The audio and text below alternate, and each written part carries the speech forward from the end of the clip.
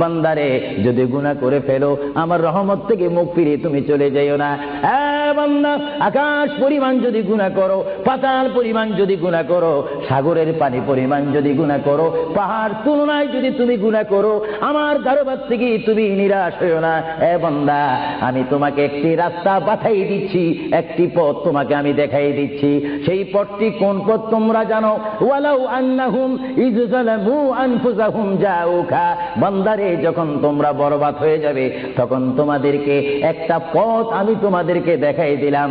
সেই পথটির নাম হচ্ছে আমার রাসূলের মদিনা। জোরে বলেন সুবহানাল্লাহ।